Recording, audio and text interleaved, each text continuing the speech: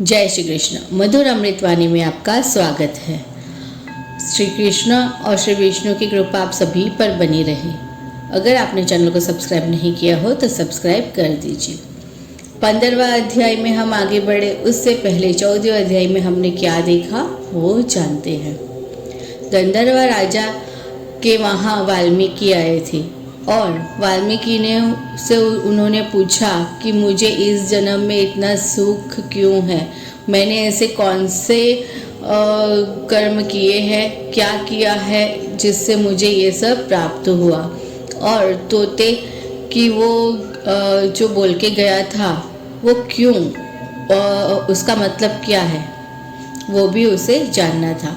तब वाल्मीकि ने उन्हें बोला कि तुम पिछले जन्म में सुदेव थे और उन्हें पुत्र नहीं था, तो पुत्र प्राप्ति के लिए उन्होंने घोर तप किया था, ऐसा तप जो किसी ने भी नहीं किया होगा। ऐसा उनके तप से त्रिलोक कांप उठे थे। तब श्री विष्णु ने उन्हें दर्शन दिए थे। दर्शन देने के बाद क्या हुआ वो आप मुझसे जाने। सुत जी बोले, भगवान कृष्ण को दंडवत प्रणाम करके सुदेव खड़ा हुआ और स्तुति करने लगा।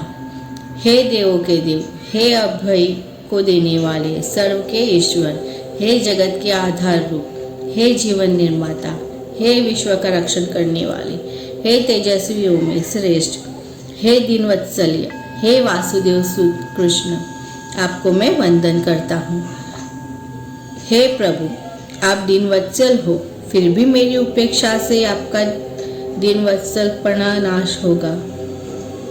सुदेव ने जब इस तरह की स्तुति की तब मेघ जैसे गंभीर आवाज में भगवान बोले, हे तप रूपी धन वाले, तूने जो तप किया है उससे मैं बहु प्रसन्न हुआ हूँ। तेरे जैसा तप अभी तक और किसी ने नहीं किया है। तेरी जो कामना है वो मुझसे मांग ले।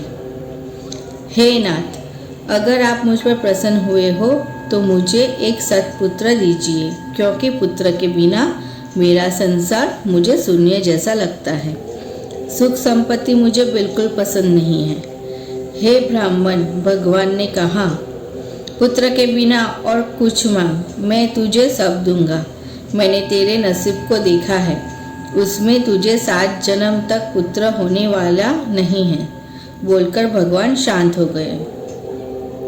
सुदेव के कान पर जब भगवान के शब्द पड़े तब उनको ऐसा लगा कि मानो उस पर वज्र पड़ा है।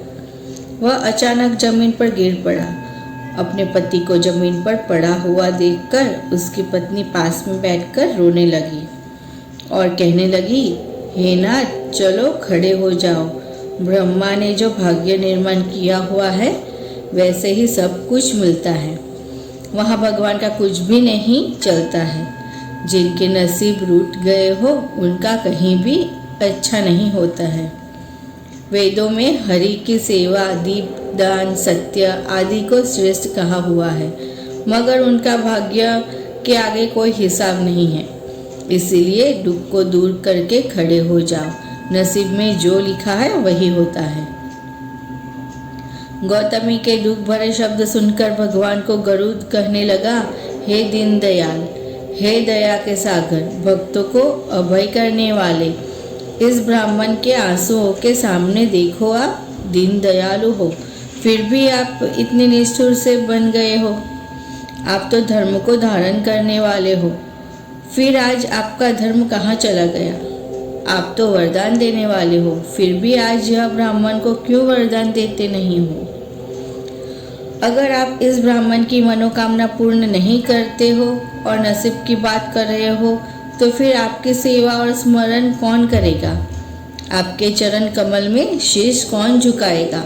अगर सबको अपने नसीब पर भरोसा रखना पड़ेगा तो फिर आपकी भक्ति कौन करेगा। आप सब कुछ करने की शक्ति धराने वाले को, इसलिए इस ब्राह्मण को पुत्र देना ही पड़ेगा।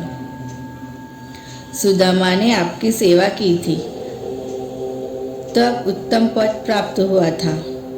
सांदीपनी ऋषियों को आपकी कृपा से मरा हुआ पुत्र जिंदा हो गया था, तो इस व्यथित दंपति की मनोकामना पूरी क्यों नहीं करते हो?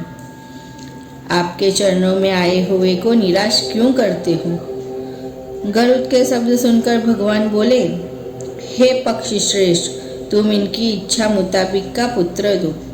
भगवान के अपनी इच्छा मुताबिक के शब्द सुनकर गरुड़ अति प्रसन्न हुआ और ब्राह्मण को इनकी इच्छा के मुताबिक पुत्र दिया। इति श्री सुदेव वरदान नामक 15वां अध्याय संपूर्ण। कथा जारी रहेगी, मधुर अमृतवाणी के साथ बने रहिएगा। जय श्री कृष्ण।